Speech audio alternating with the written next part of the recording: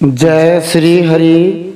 श्रीमद्भागवत महापुराणम दशमः स्कंधः पूर्वार्ध भागः अथ नवमोऽध्यायः। अब हम श्रीमद्भागवत महापुराण के दशम स्कंद के पूर्वार्ध भाग में नवा अध्याय सुनते हैं। इसमें हम भगवान श्री कृष्ण का ऊखल से बांधा जाना, जिसे दामोदर लीला के नाम से भी जाना जाता है, उसका श्रवण करेंगे। श्री गणेशाय नमः, श्री सरस्वत्यै नमः, श्री गुरवे नमः, श्री पुराण पुरुषोत्तमाय नमः, श्री दामोदराय नमः। पिछले 10वें स्कंद के पूर्वार्ध भाग के 8वें अध्याय के 3 भाग हमने करे थे। उसमें से तीसरे भाग को सुनते हुए हमने जाना था गोपियां कोई साधारण स्त्रियां नहीं थी। अनेक ऐसे उच्च कोटि के ऋषि मुनि थे जिन्होंने जन्मों तक श्री भगवान की तपस्या करी थी, भक्ति करी थी। अंत में उन्होंने वरदान मांगा था कि हम आपका नित्य प्रेम प्राप्त करें।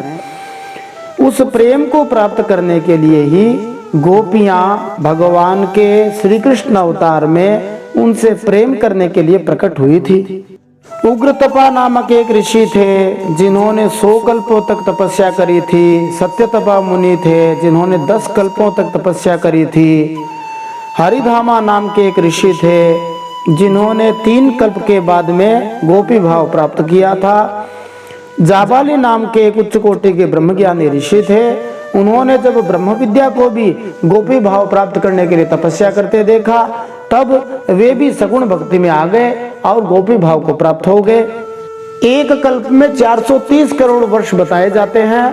ऐसे अनेक ऋषि हुए जिन्होंने पता नहीं कितने जन्मों तक अथवा एक ही शरीर से कितने लंबे समय तक भगवान को प्राप्त करने के लिए, भगवान से उच्च कोटि का प्रेम करने के लिए भगवान श्री कृष्ण के अवतार में गोपी रूप ग्रहण किया था। तो गोपियां कोई साधारण स्त्री नहीं थी। यद्यपि वे सभी किसी की माता, किसी की पत्नी, किसी की बेटी के रूप में रहती थी और वे कोई उच्च कोटि का साधन भी नहीं करती थी, फिर भी हमें देखना चाहिए कि गोपियां घर के सारे काम काज करती थी, परंतु उनके केंद्र में श्री भगवान रहते थे। उन्हें सदा ही भगवान की याद रहती थी।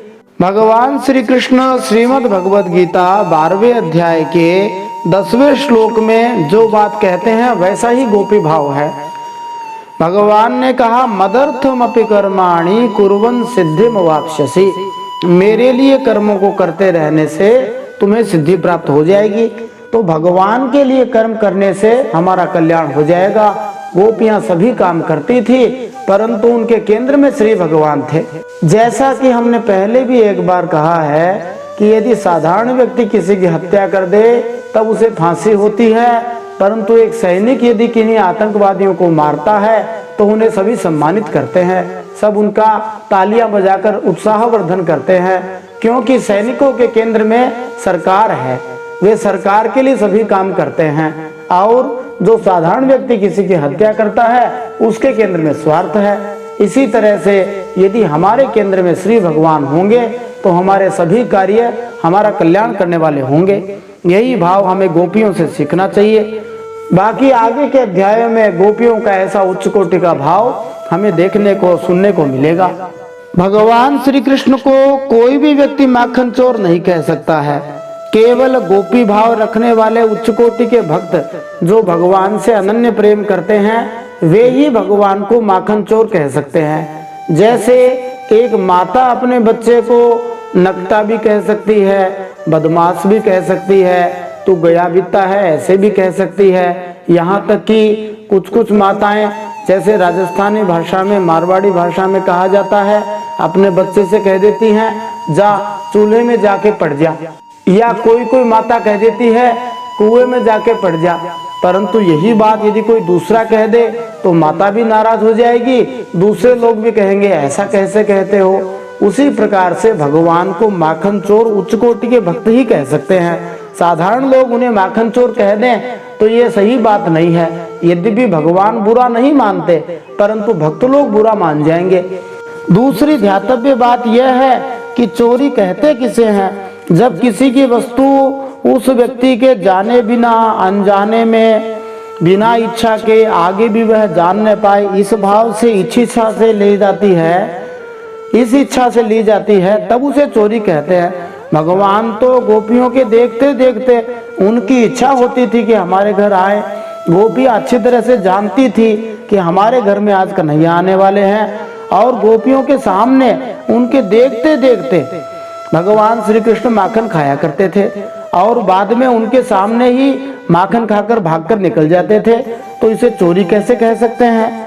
दूसरी दृष्टि से यदि देखा जाए तो वास्तव में संसार में कौन सी वस्तु ऐसी है जो श्री भगवान की नहीं है? सब कुछ श्री भगवान का ही है। फिर भगवान अपनी ही दुकान से अपनी वस्तु खा ले तो वह चोरी कैसे हो गई? ये तो भगवान की दिव्य लीला थी जो प्रेमी भक्तों के लिए की गई थी। भगवान के भक्त इन लीलाओं को गा गा कर सदा भगवान की भक्ति में मग्न रहेंगे। इसलिए भगवान को माखन चोर हर कोई नहीं कह सकता है। भगवान बाल कृष्ण जब माखन चोरी करके खाया करते थे, गोपियां कभी कभी परिहास के लिए यशोदा जी के पास जाकर शिकायत करती थी। कभी कभी भगवान श्री कृष्ण को यशोदा जी उलाहना देती थी, डांट देती थी, कभी कभी क्षमा भी कर देती थी। एक बार तो भगवान बाल कृष्ण ने मिट्टी खाई है, ऐसा उनके साथियों ने आकर कह दिया। बलदाऊ जी ने भी कह दिया, तेरे लाला ने माटी खाई, यशोदा सुन माई। तो माता यशोदा भगवान श्री कृष्ण के चंचल स्वभाव से एक प्रकार से क्षुब्ध थी। उनका घर मिठाइयों से भरा पड़ा था, तो फिर चंचल बालक ने एकांत स्थान में माटी क्यों खाई जी? भगवान ने कहा, माता जी ये सब षड्यंत्र करके मेरे विरुद्ध शिकायत कर रहे हैं जिससे आप मुझे पीट दें। मेरे बड़े भैया बलराम जी भी उन सब से मिले हुए हैं। वास्तव में मैंने ये काम नहीं किया, मेरी बात सही मानो, मुझ पर नाराज मत हो माता। वास्तव में भगवान ने मिट्टी इसीलिए खाई थी। संत महात्माओं के अनेक भाव हैं, उनमें से सबसे महत्वपूर्ण भाव है कि भगवान के पेट में कोटि कोटि ब्रह्मांड हैं और सभी ब्रह्मांडों में जीव रहते हैं। उन सभी जीवों को उस व्रज की रज मिल जाए जिसमें भगवान स्वयं घूमा करते थे और गोपियां भी घूमा करती थी, इसीलिए भगवान ने माटी खाई थी। व्रज शब्द का अर्थ होता है, संस्कृत में व्रज गतौ धातु होती है। जिन क्षेत्रों में भगवान व्रज मनी घूमा करते थे उसी क्षेत्र का नाम व्रज हो गया। इसलिए जो वृंदावन मथुरा आदि का जो क्षेत्र है उसे व्रज भूमि कहा जाता है, जिसका अर्थ हुआ घूमने की भूमि, जहाँ भगवान घूमा करते थे, जाया करते थे, लीला किया करते थे। ब्रजरज की बड़ी भारी महिमा है। अनेक संत महात्मा वृंदावन के क्षेत्रों में जाते हैं, यमुना जी के किनारे जहाँ जहाँ भगवान ने लीलाएं की थी उस ब्रजरज को पूरे शरीर पर मल लेते हैं। भक्त लोग ऐसा सोचते हैं कि जिस प्रकार गोपियां उच्च कोटि के भाव में रहती थी वही भाव हमें भी मिल जाए। सभी शास्त्र कहते आए हैं, बिना महत् पाद रजोभिषेकम, महापुरुषों के चरण रज को अपने ऊपर धारण किए बिना भगवान की उच्च कोटि की भक्ति नहीं मिल सकती।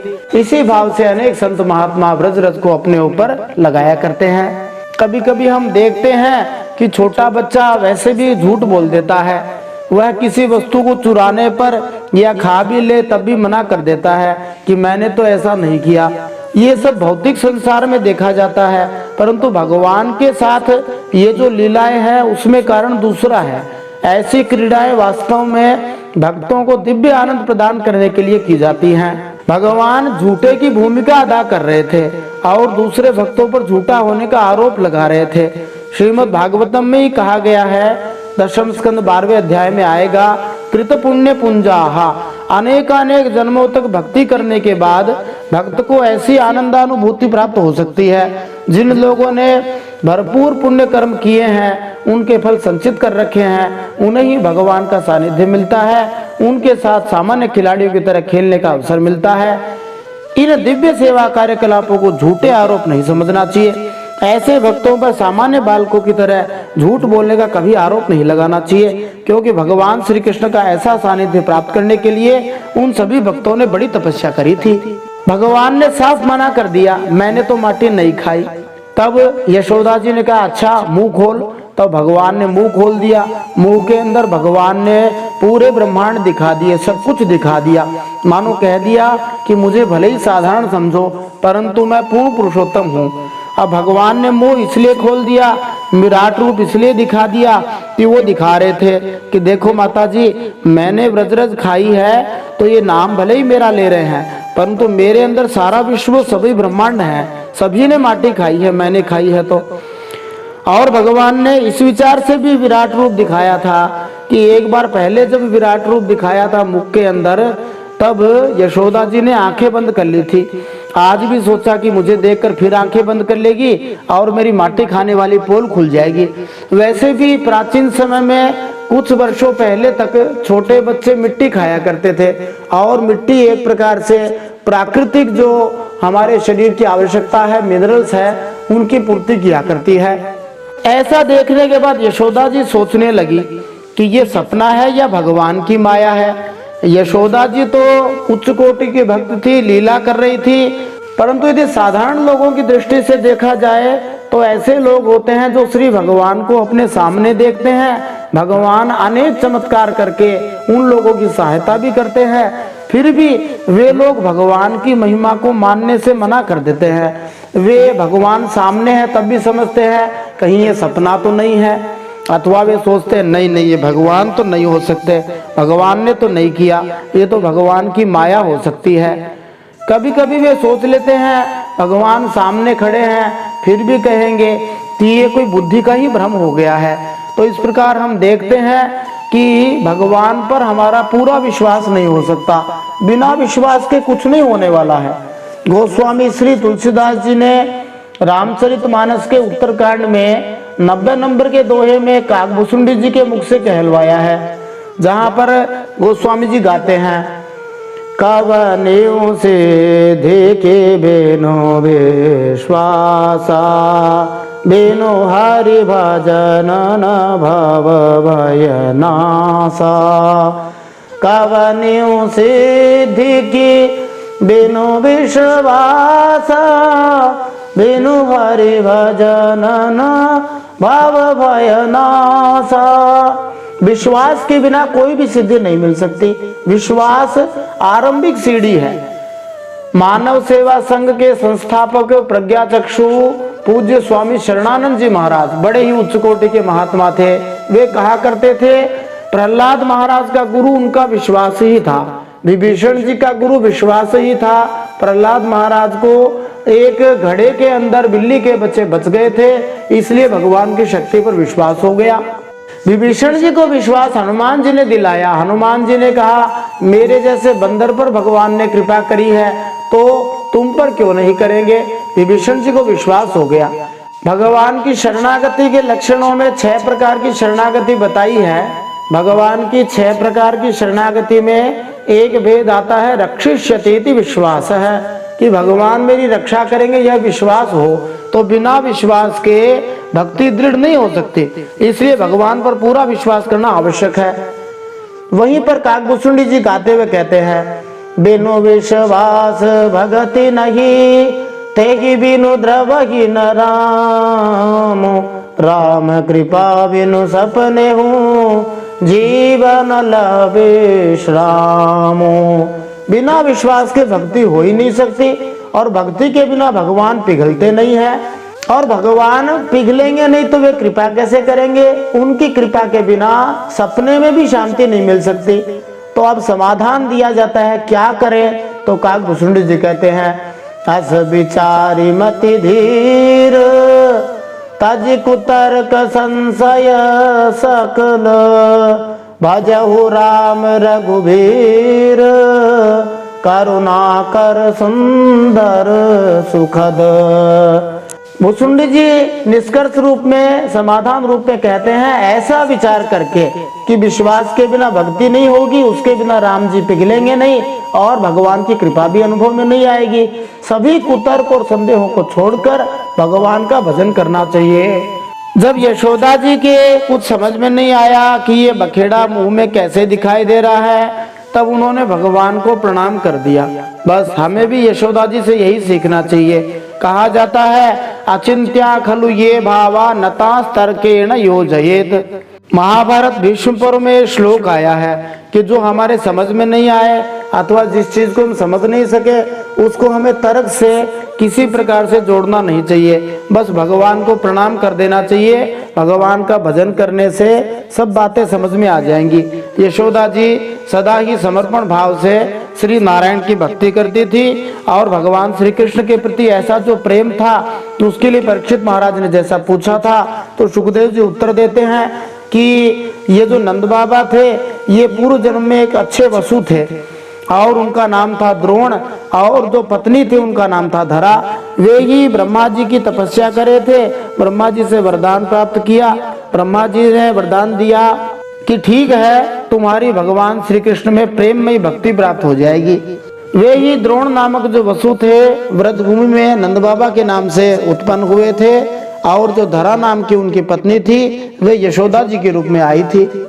इस प्रकार हम देख सकते हैं कि जो आनंद देवकी माता को मिलना चाहिए था यशोदा जी को क्यों मिला, तो ब्रह्मा जी ने वरदान दिया था कि तुम्हें बाल रूप भगवान का प्रेम प्राप्त होगा। इसीलिए भगवान जन्मे थे देवकी जी के यहाँ परंतु रहे थे यशोदा जी के यहाँ। तो ब्रह्मा जी के वरदान की बात को सच करने के लिए ही भगवान श्री कृष्ण अपनी जन्मदात्री देवकी माता के स्थान पर यशोदा माता के पास में रहे थे। अब हम श्रीमद् भागवत महापुराण के दशम स्कंद के 9वें अध्याय में भगवान श्री कृष्ण का उखल से बांधा जाना अर्थात दामोदर लीला का श्रवण करते हुए इन प्रश्नों के उत्तर प्राप्त करते हैं। इस अध्याय में भगवान की बड़ी ही विलक्षण दामोदर लीला का वर्णन हुआ है। इसमें बहुत ही उत्तम उत्तम भाव आए हैं, इसलिए प्रश्न भी बहुत सारे बने हैं परंतु वे सभी प्रश्न हमारी सभी शंकाओं का समाधान करने वाले होंगे। इसी आशा के साथ इन प्रश्नों को हम देखते हैं। पहला प्रश्न जैसे दामोदर मास किसे कहते हैं, जिसमें श्री कृष्ण की दामोदर लीला हुई थी। यशोदा जी स्वयं दही या दधि मंथन क्यों करने लगी थी। भक्ति का स्वरूप यशोदा जी से किस प्रकार सीख सकते हैं। दधि मंथन करती यशोदा जी से एक भक्त क्या सीख सकता है। निर्गुण ब्रह्म सगुण क्यों हो जाते हैं, ये एक महत्वपूर्ण प्रश्न है। यशोदा माता ने भगवान श्री कृष्ण से ज्यादा महत्व उफनते हुए दूध को क्यों दिया। श्री बालकृष्ण ने मटकी क्यों फोड़ी। एक दही हांडी उत्सव मनाया जाता है वो क्या है। श्री कृष्ण उखल पर क्यों बैठ गए थे। यहाँ पर महापुरुषों की उदारता भी हमें देखने को मिलेगी। भगवान श्री बालकृष्ण किससे भयभीत होकर भागते हैं। भगवान के दर्शन कैसे होते हैं, ये एक महत्वपूर्ण प्रश्न है जो भक्त भगवान के दर्शन करना चाहते हैं उनके लिए। विश्व इतिहास में किसके सामने पहली बार श्री भगवान अपराधी बने थे। यशोदा माता भगवान बालकृष्ण को उखल से ही बांधने का प्रयास क्यों करती है। श्री भगवान किस रस्सी से बंधते हैं। भक्ति में 2 अंगुल की कमी क्या है। रस्सी हमेशा 2 अंगुल ही कम क्यों पड़ रही थी, ये भी एक बहुत ही महत्वपूर्ण प्रश्न है। क्या कोई भक्त अपने साधन से श्री भगवान को बांध सकता है, ये भी महत्वपूर्ण प्रश्न है। क्या श्री भगवान भी नकल करते हैं, नकलची हैं, ये भी बहुत ही महत्वपूर्ण प्रश्न है। भगवान की विलक्षण भक्तवत्सता या भृत्यवत्सता भी हमें देखने को मिलेगी। श्री भगवान किसके लिए सुलभ हैं। नलकूबर मणिग्रीव कौन थे। यमलार्जुन वृक्षों के बारे में भी हम इसमें जानेंगे। आइए इन सब प्रश्नों के उत्तर आज के इस दशम स्कंद के 9वें अध्याय में दामोदर लीला सुनते हुए प्राप्त करते हैं। जय श्री हरि। नारायणं नमस्कृत्य नरं चैव नरोत्तमं देवीं सरस्वतीं व्यासं ततो जयमुदीरयेत। भगवान श्री नर नारायण को प्रणाम करते हुए श्री गणेश जी महाराज, माता सरस्वती, वेदव्यास भगवान को प्रणाम करते हुए, हृदयाराध्य श्री हरि चरणों में प्रणाम करते हुए, भगवत स्वरूप श्रीमद् भागवत को प्रणाम करते हुए, श्री सुखदेव जी और परीक्षित महाराज को प्रणाम करते हुए, अनंत कोटि सब संत महात्माओं वैष्णवों को प्रणाम करते हुए, भगवान श्री बालकृष्ण को प्रणाम करते हुए अब हम श्रीमद् भागवत महापुराण के दशम स्कंद के पूर्वार्ध भाग में 9वां अध्याय सुनते हैं। इसमें हम भगवान श्री कृष्ण का उखल से बांधा जाना इसका श्रवण करेंगे। यह भगवान के दिव्य लीला है, इसको दामोदर लीला भी कहा जाता है। श्रीमद् भागवत महापुराणम दशमः स्कंधः पूर्वार्धः अथ नवमोऽध्यायः। श्री शुक उवाच एकदा गृहदासीषु यशोदानंद गेहिनी कर्मान्तरनियुक्तासु निर्ममन्थ स्वयं दधि यानि यानि ह गीतानि तद्बालचरितानि च दधि निर्मन्थने काले स्मरन्ति तान्यगायत।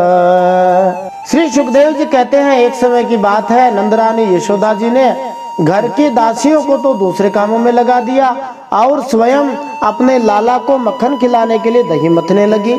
इस प्रसंग में एक समय का तात्पर्य है कार्तिक महीना। पुराणों में इसे दामोदर मास कहा गया है। उसमें भी श्री विश्वनाथ चक्रवर्ती ठाकुर और श्री सनातन गोस्वामी ने वैष्णव तोषणी नामक भागवत की व्याख्या में उदाहरण देते हुए कहा है कि भगवान श्री कृष्ण द्वारा दही की मटकी फोड़ना और माता यशोदा द्वारा उनका बांधा जाना दीपावली या दीपमालिका के दिन घटित हुआ था। आज भी भारत में सभी स्थानों पर यह त्योहार बड़ी ही धूमधाम से कार्तिक के महीने में फुलझड़ियों तथा दीपों को जलाकर मनाया जाता है। यह माना जाता है कि नंद बाबा की सारी गायों में से माता यशोदा की कुछ गायें ऐसे सुगंधित घासें खाती थी जिससे उनका दूध भी सुगंधित हो जाता था। माता यशोदा इन्हीं गायों का दूध इकट्ठा करके दही बनाकर स्वयं मक्खन निकालना चाहती थी, क्योंकि उन्होंने सोचा कि यह बालक श्री कृष्ण पड़ोसी गोपों तथा गोपियों के घरों में जाकर माखन चोरी करता है, क्योंकि उसे दूध तथा सामान्य रीति से तैयार किया गया दही अच्छा नहीं लगता था। इंद्रयाग के अवसर पर दासियों का दूसरे कामों में लग जाना स्वाभाविक ही है। जब इंद्र का यज्ञ होना था सब लगे हुए थे, इसलिए नियुक्तासु पद ध्वनित करता है कि यशोदा माता ने जानबूझकर दासियों को दूसरे काम में लगा दिया। यशोदा नाम उल्लेख करने का अभिप्राय ये है कि अपनी विशुद्ध वात्सल्य प्रेम के व्यवहार से षडैश्वर्यशाली भगवान को भी प्रेम की अधीनता भक्तों के वश्यता के कारण अपने भक्तों के हाथों बंध जाने का यश यही देती हैं।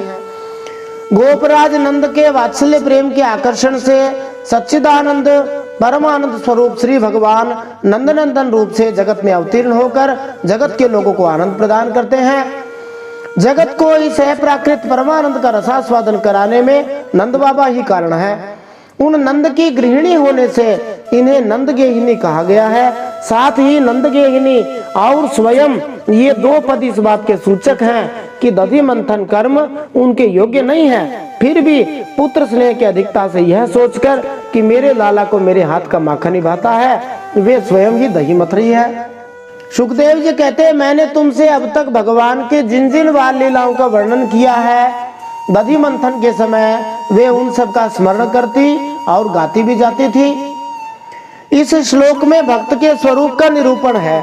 शरीर से दधि मंथन रूप सेवा कर्म हो रहा है, हृदय में स्मरण की सतत धारा प्रवाहित हो रही है, वाणी में बाल चरित्र का संगीत हो रहा है, भक्त का तन मन वचन सब अपने प्यारे भगवान की सेवा में लगा रहता है। स्नेह अमूर्त पदार्थ है, वह सेवा के रूप में ही व्यक्त होता है। स्नेह के ही विलास विशेष नृत्य तथा संगीत यशोदा मैया के जीवन में इस समय राग और भोग दोनों ही प्रकट हो रहे हैं। तो यशोदा जी दही मथती जा रही है, भगवान श्री कृष्ण की बाल लीलाओं के गीत गाते जा रही है। पुराने जमाने में ये प्रथा थी कि यदि कोई किसी बात को लगातार याद रखना चाहता है तो वह या तो उसे स्वयं कविता में ढाल ले या पेशेवर कवि से करवा ले। ऐसा लगता है माता यशोदा भगवान श्री कृष्ण की लीलाओं को किसी भी समय भूलना नहीं चाहती थी। इसलिए यशोदा जी ने भगवान श्री कृष्ण की बाल लीलाओं की सारी क्रीड़ाओं को, जैसे पूतना को मारना, अघासुर को, शकटासुर को, तृणावर्त को मारना, कविता में ढाल लिया था और दही मथते समय वे इन कवित्वमय गीतों को गाती जा रही थी।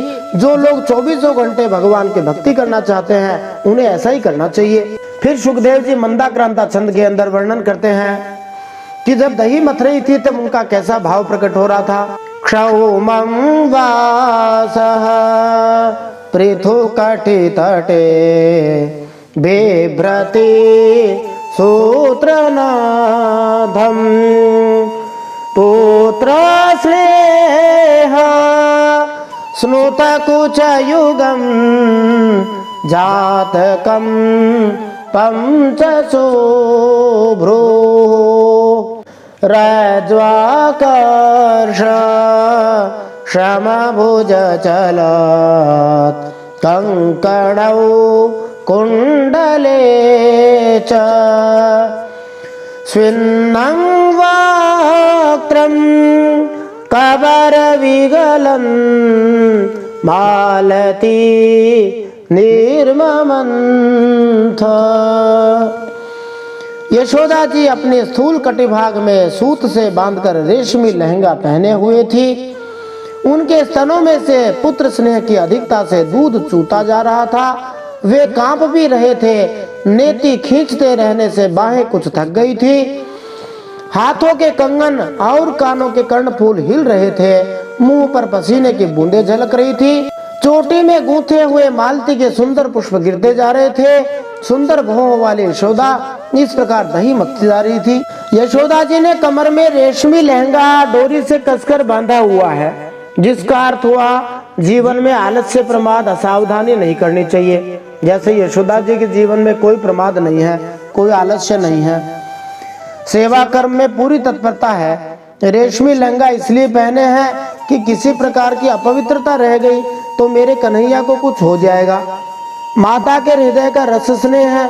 दूध स्तन के मुंह आ लगा है, चुचुआ रहा है, बाहर झांक रहा है। श्याम सुंदर आवे, उनकी दृष्टि पहले मुझ पर पड़ जाए, ऐसा दूध सोच रहा है। और वे पहले माखन न खाकर मुझे ही पीवे, यही दूध की लालसा हो रही है। इसीलिए मानो यशोदा जी के दूध अपने आप गिर रहा है। स्तन के कांपने का अर्थ यह है कि उसे डर भी है कि कहीं मुझे न पिया तो। कंकण और कुंडल नाच नाच कर मैया को बधाई दे रहे हैं। यशोदा मैया के हाथों के कंकण इसलिए झंकार ध्वनि कर रहे हैं कि वे आज उन हाथों में रहकर धन्य हो रहे हैं जो हाथ भगवान की सेवा में लगे हैं। और कुंडल यशोदा मैया के मुख से लीला गान सुनकर परमानंद से हिलते हुए कानों को सफलता की सूचना दे रहे हैं। हाथ वही धन्य है जो भगवान की सेवा करे। कान वही धन्य है जिनमें भगवान के लीला गुण गान की सुधा धारा प्रवेश करती रहे। मुंह पर पसीने की और मालती के पुष्पों के नीचे गिरने का ध्यान माता को नहीं है, तो वह श्रृंगार और शरीर भूल चुकी है। अथवा मालती के फूल स्वयं ही चोटियों से छूटकर चरणों में गिर रहे हैं कि ऐसी वात्सल्यमयी माँ के चरणों में ही रहना सौभाग्य है। हम सिर पर रहने के अधिकारी नहीं हैं। इस प्रकार जो कोई भी भगवान का भक्त होना चाहे उसे माता यशोदा के शारीरिक स्वरूप का चिंतन करना चाहिए। उन्नत हो चुके भक्तों को इस वर्णन का स्मरण करना चाहिए, याद करना चाहिए और सदैव माता यशोदा के स्वरूप का कि वे क्या पहने हुए थी, कैसे काम कर रही थी, तो पसीना निकल रहा था, किस तरह फूलों से उनके बाल सजे थे इत्यादि का चिंतन करना चाहिए। भगवान श्री कृष्ण के लिए मातृ स्नेह में माता यशोदा का चिंतन करते हुए इस विवरण का लाभ उठाना चाहिए। तां स्तन्य कामयासाद्य मथनन्तीं जननीं हरिः गृहीत्वा दधिमन्थानं न्यषेधत् प्रीतिमावहन्। उसी समय भगवान श्री कृष्ण दूध पीने के लिए दही मथते हुए अपनी माता के पास आए। उन्होंने अपनी माता के हृदय में प्रेम और आनंद को और भी बढ़ाते हुए दही की मथानी पकड़ ली तथा उन्हें मथने से रोक दिया।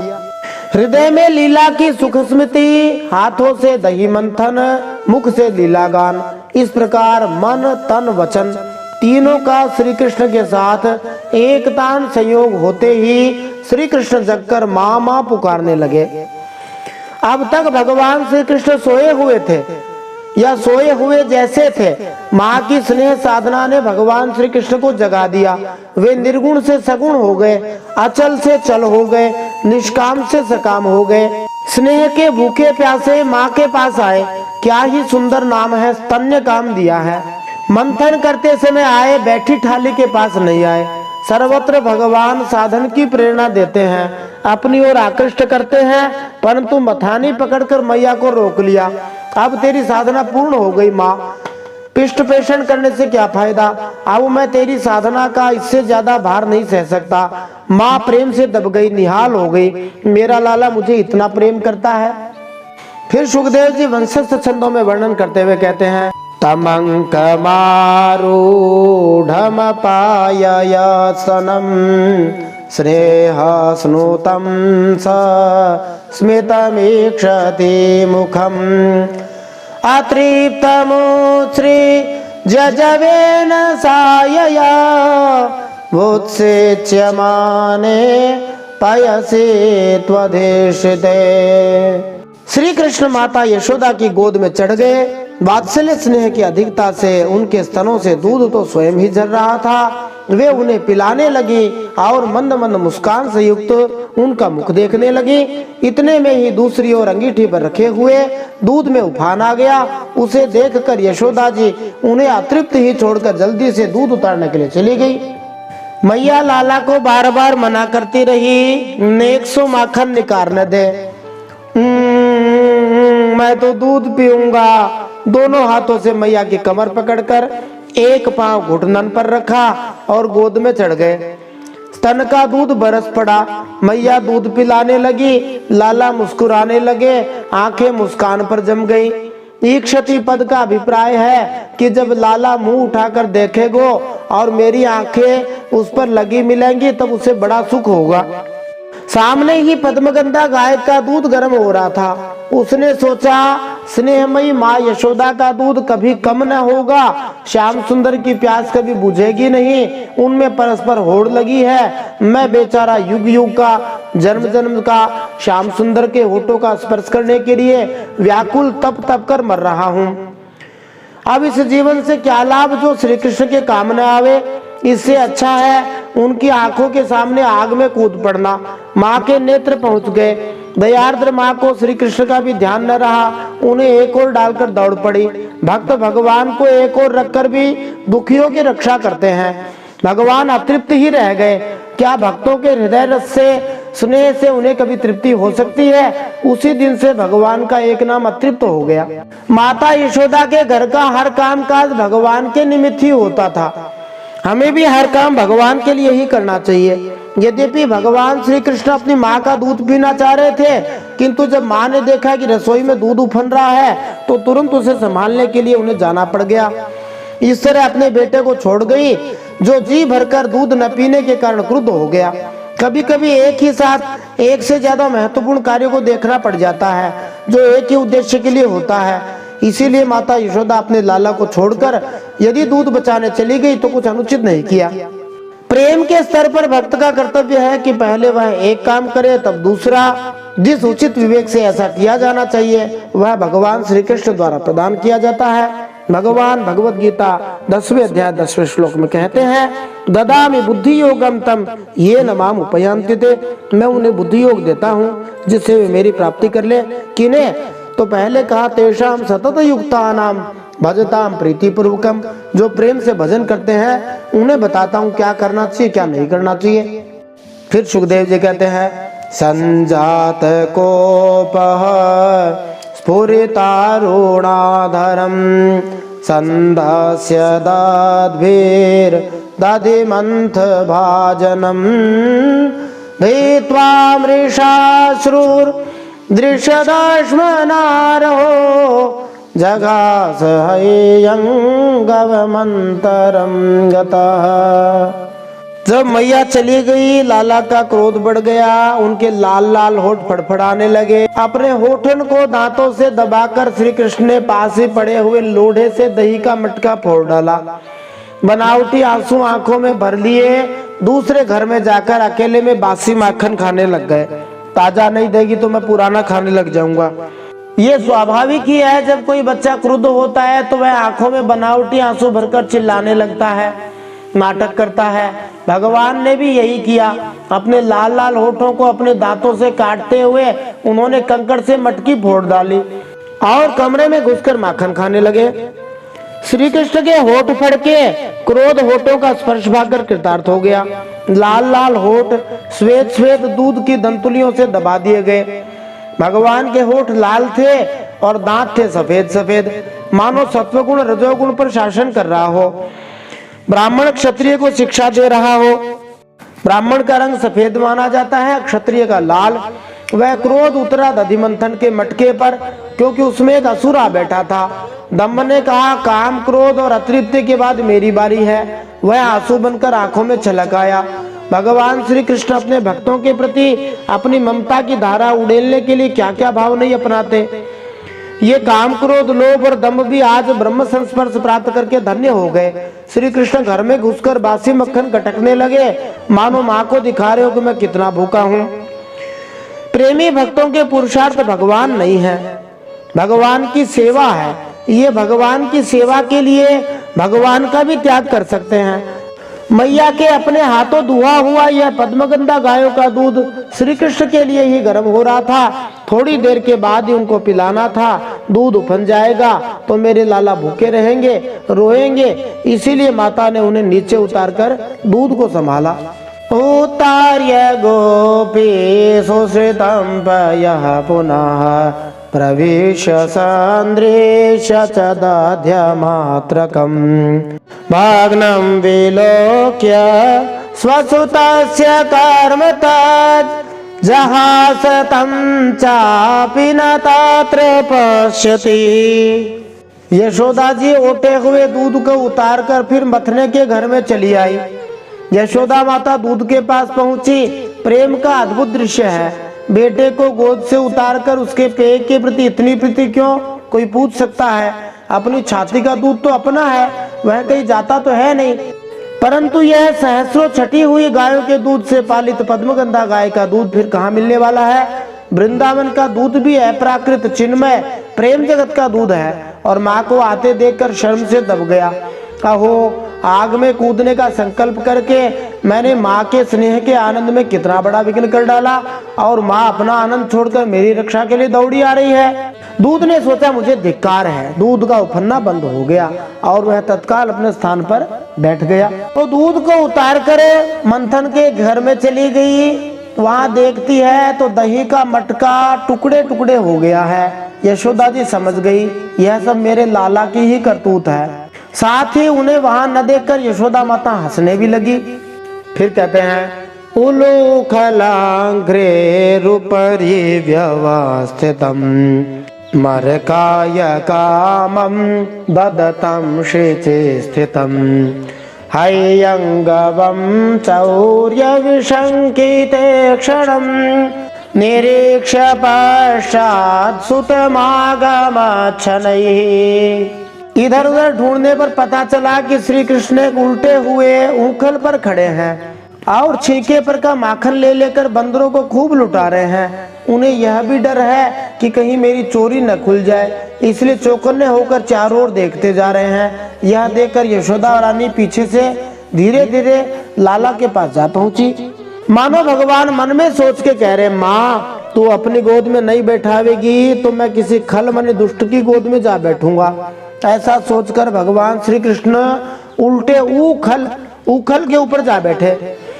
उदार पुरुष भले ही दुष्टों की संगति में जा बैठे, परंतु उनका शील स्वभाव बदलता नहीं है। उखल पर बैठकर भी भगवान बंदरों को माखन बांटने लगे। संभव है श्री रामावतार के प्रति जो कृतज्ञता का भाव उदय हुआ था उसके कारण, अथवा अभी भी क्रोध आ गया था, उसका प्रायश्चित करने के लिए वे दान करने लग गए। भगवान श्री कृष्ण की आंखें कैसी कही हैं, चौर्य विशंकित कही हैं, ये ध्यान करने योग्य है। वैसे तो उनके ललित, कलित, छलित, बलित, चकित ऐसे अनेक प्रकार के नेत्र हैं, परंतु ये प्रेमी जनों के हृदय में गहरी चोट करते हैं। तामातयष्टिं प्रसमीक्ष सत्वरस ततो वरुया पससार भीतवत् गोप्यन्वधावन् नयमापयोगिनां क्षमं प्रवेष्टुं तपसेरितं मनः। जब भगवान ने देखा कि मेरी माँ हाथ में छड़ी लिए मेरी ही ओर आ रही है, तब झट से औखली पर से कूद गए और डरे हुए की तरह भागे। बड़े बड़े योगी तपस्या के द्वारा अपने मन को अत्यंत सूक्ष्म और शुद्ध बनाकर भी जिन भगवान में प्रवेश भी नहीं करा पाते, पाने की तो बात दूर रही, उन्हीं भगवान के पीछे पीछे उन्हें पकड़ने के लिए यशोदा जी दौड़ी जा रही हैं। डर करके भागते हुए भगवान हैं, अपूर्व झांकी है। ऐश्वर्य को तो मानो मैया के वात्सल्य प्रेम पर न्यौछावर करके व्रज के बाहर ही फेंक कर आ गए हैं। कोई असुर अस्त्र शस्त्र लेकर आता तो सुदर्शन चक्र को याद कर लेते। मैया की छड़ी पर निवारण करने के लिए कोई भी अस्त्र शस्त्र नहीं छोड़ सकते। भगवान की यह भयभीत मूर्ति कितनी प्यारी है, धन्य है इस भय को।